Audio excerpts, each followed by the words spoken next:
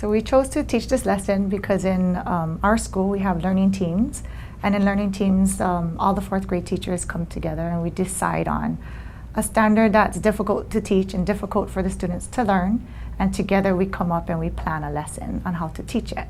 So the fourth grade teachers, we all decided to do a Common Core standard 4.1, which we saw was a struggle for the students, which is referring to details and examples in the text when explaining what the text says explicitly and when drawing inferences from the text.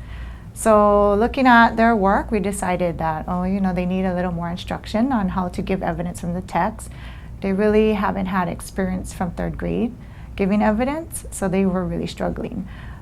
We also decided on this standard because in SBAT, they're going to have to be doing a lot of gathering evidence and writing text evidence to support their answers in several different resources.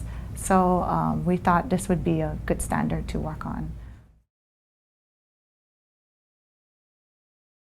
I said the Common Core State Standard is what we're focusing on, which is giving details and examples from the text when explaining what the text says explicitly and drawing inferences from the text.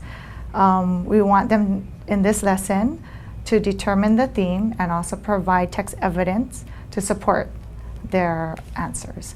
So we want them to be able to, whenever they answer questions, written questions, that they can always support it with text evidence.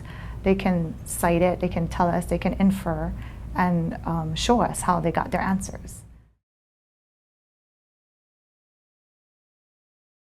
We're going to assess them by looking at their answers. What they're going to be doing is providing feedback to each other using a criteria. So we already have come up with a criteria for what we want as far as the answers.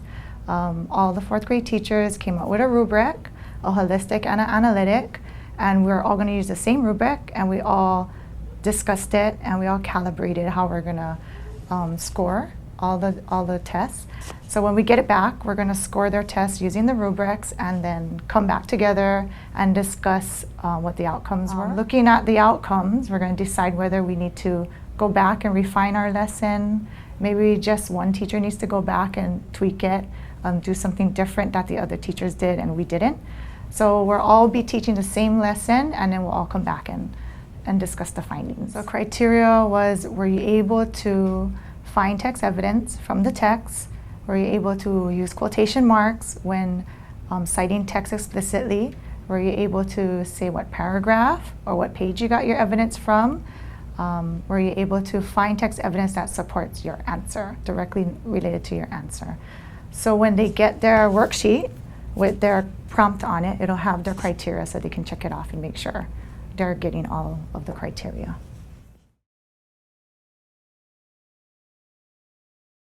So expectations in the classroom is consistent.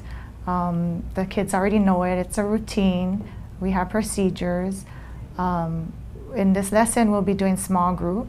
So what happens is I'll do the whole group lesson or mini lesson. I'll go over the learning target, go over why it's important, so getting them engaged, getting them to know the purpose, so they're paying attention. During that time, there might be other students who are doing other work, so they all have been through the routine of a workshop and they know what expectations are of them, and they should be on task doing what the assignment was for them. The other ones who are in the lesson, it's just trying to keep it upbeat, keep it quick, keep it short, keep it interesting, and get them engaged and asking them questions. What we're going to be doing is modeling what they should be doing. While we're modeling, we're going to try and get them to answer, is she doing a good job? What do you think she should do? How can she do better? Just so they keep focused.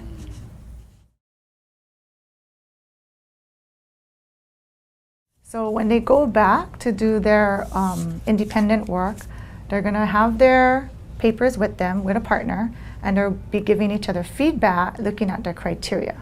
So what we want them to be talking about is what we had just modeled. So looking at the criteria, and we'll have sentence stems for them. So they're going to say these things, which is going to be kind of robotish, but it's just a practice. It's the first time they're using it. And later on, we hope over the times, they'll be able to change it up and just tweak it to make it their own. So they'll be saying things like, well, the success criteria says you need to cite with quotation marks. Can you show me in your paper where that evidence is? So they'll just be talking about the criteria and about the work and giving them feedback on how to make it better. So it's engaging because, one, we're going to talk about what the purpose is. Why is it important to be able to support your answers with text evidence? They know big tests like SBAC is coming up. They know when they have opinion writing or any kind of informational writing, they need to support what they're saying with text evidence. And also having partners to work with helps them to be engaged. They like working with a friend and getting feedback from a friend. So that will help keep them engaged.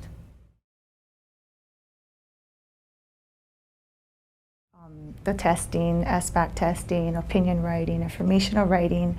And we could also use this giving feedback for other lessons.